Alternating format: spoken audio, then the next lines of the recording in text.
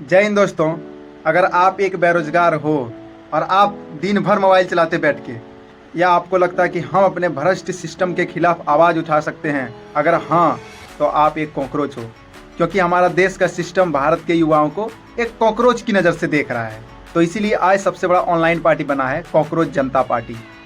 तो मेरे भाई, मैं ऐसा क्यों बोल रहा हूँ वो सब पता चलेगा, वीडियो को शुरू से अंत तक जरूर देखिएगा। और आप इस वीडियो को ज़्यादा से ज़्यादा लाइक और चैनल को सब्सक्राइब करके सपोर्ट जरूर दिखाइएगा, क्योंकि हमारे देश के गोडी मीडिया मिलोडी चॉकलेट का प्रचार करने में लगा है, वो ये सब नहीं दिखाएगा। ठीक है, तो हम दिखा रहे हैं भाई एक भारतीय होने के नाते, तो आप सपोर्ट जरूर कीजिएगा। तो चलिए शुरू करते हैं आज का वीडियो।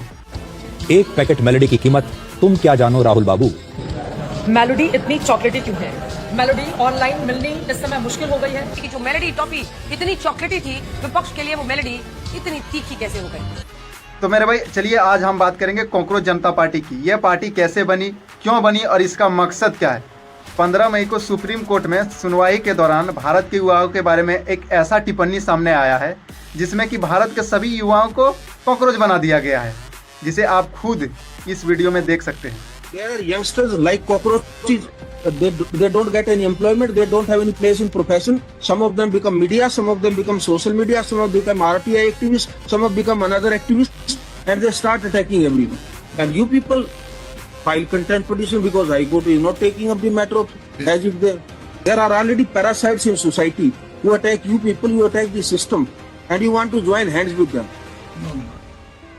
अब ये बयान आने के बाद 16 मई को एक अकाउंट क्रिएट होता है कॉकरोच जनता पार्टी, और हमारे देश के युवा इस बात को इतना लाइटली लेते हैं, इस बात को इतना दिल पे लेते हैं कि उस आईडी पे मात्र 5 दिनों के अंदर लगभग 20 मिलियन फॉलोअर हो चुके हैं। और इतना ही नहीं, ये इतना ट्रेंड में आ गया, इसका जो ट्विटर अकाउंट है वो इंडिया में बैन हो चुका है।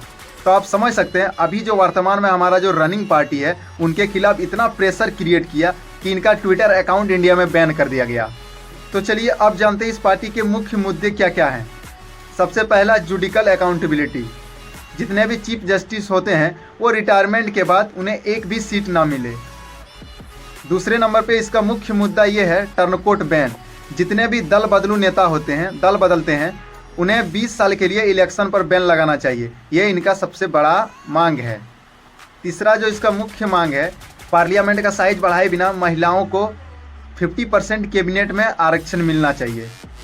चौथा जो इसका सबसे बड़ा मुद्दा है, एजुकेशन के खिलाफ। आए दिन हर एग्जाम का पेपर लीक होना ये लाजमी बात हो चुका है, तो इनके खिलाफ एक सख्त कानूनी कार्रवाई हो, और जो हमारा इंडिया का एजुकेशन मिनिस्टर है जिसका एजुकेशन सिस्टम उससे संभल नहीं रहा है, वो अपना रेजिग्नेशन लेटर दे, क्योंकि भाई इनके पास का एजुकेशन सिस्टम है ही नहीं।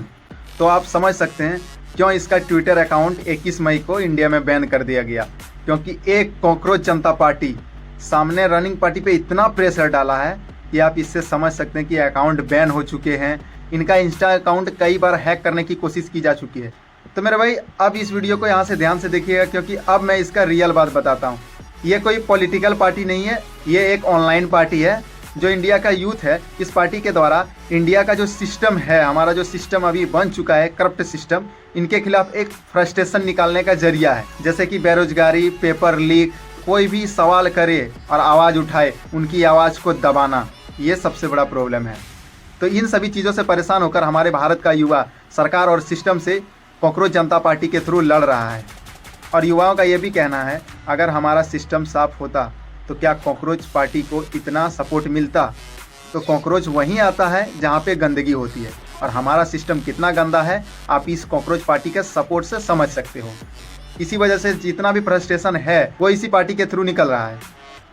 तो मेरे भाई, आपको भी लगता है कि हमारे जो सरकार हैं उनके बनाए गए जो सिस्टम है वो सही नहीं है, अगर इसे चेंज करना है, इसे सुधारना है, तो आप भी शामिल हो जाइए हमारे जो गंदगी है वो सिस्टम बदलने में।